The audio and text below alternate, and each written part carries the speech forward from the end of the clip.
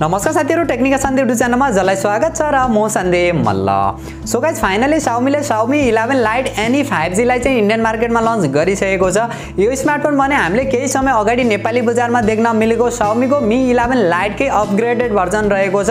अलिकति योचोटी भने Mi ब्रान्डिङलाई हटाएर नामलाई अलिकति चेन्ज गरेको छ।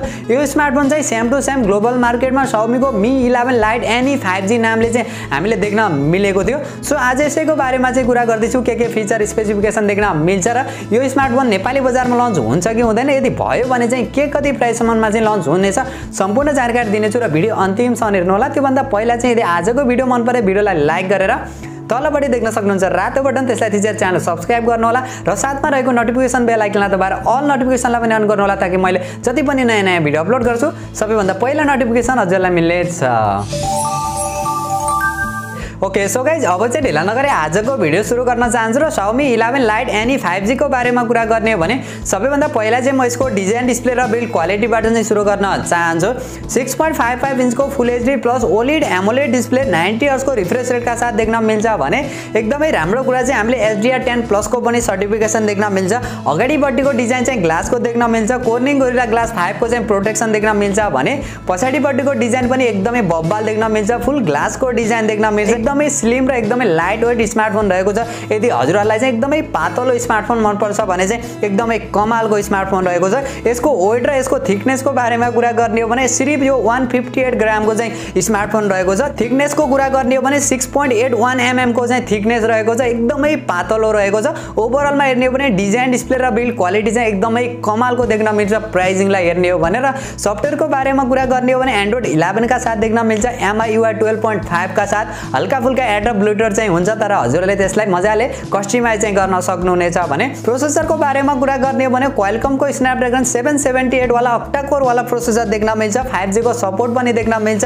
6 नैनोमिटर फेब्रिकेसनमा बनेको छ। 2.4 गीगाहर्ट्ज को पिक क्लक स्पिड देख्न मिल्छ भने Adreno 642L वाला चाहिँ GPU देख्न मिल्छ। LPDDR4X RAM र UFS 2.2 को चाहिँ स्टोरेज टाइप देख्न मिल्छ। रिड एन्ड राइट को एक्सपिरियन्स पनि बब्बाल देख्न मिल्नेछ। इनर्जी एफिसिएन्सी पनि कमालको देख्न मिल्नेछ भने ओभरअलमा यो प्रोसेसर को बारेमा र यसको गेमिङ परफर्मेन्स को बारेमा कुरा गर्ने हो भने जुन प्राइसमा इन्डियन मार्केटमा लन्च भएको छ र जुन प्राइसको हामीले नेपाली बजारमा एक्सपेक्ट गरेका छौं, त्यो प्राइसिङलाई हेर्ने हो भने चाहिँ कमालको गेमिङ परफर्मेन्स चाहिँ देख्न मिल्नेछ भने यसको क्यामेराको बारेमा कुरा गर्ने हो भने हामीले पछाडिपट्टि 3 वटा क्यामेरा देख्न मिल्छ। जो मेन क्यामेरा चाहिँ 64 मेगापिक्सल को वाइड एंगल देख्न मिल्छ भने सेकेन्ड क्यामेरा 8 मेगापिक्सल को अल्ट्रा वाइड सेन्सर र थर्ड क्यामेरा चाहिँ 5 मेगापिक्सल को टेली माइक्रो लेन्स देख्न मिल्छ। ओभरअलमा पछाडिपट्टिको क्यामेरा सेटअप चाहिँ हामीले कमालको नै देख्न मिल्छ भने अगाडिपट्टिको सेल्फी क्यामेरा चाहिँ 20 मेगापिक्सल को देख्न मिल्छ।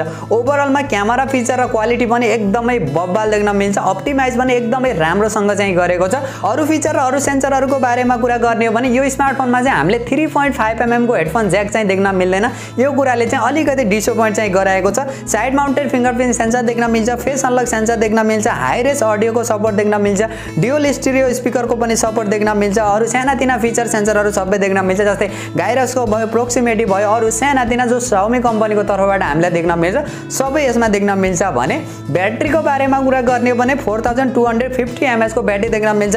33 वाट को fast charger USB type C port का साथ र यो स्मार्टफोन एकदमै पातलो भएको कारणले चाहिँ हामीले ब्याट्री ब्याकअप चाहिँ अलिकति कम देख्न मिल्छ, तर पनि 33 वाट को फास्ट चार्जरले चाहिँ ब्याकअप राम्रै गराउनेछ।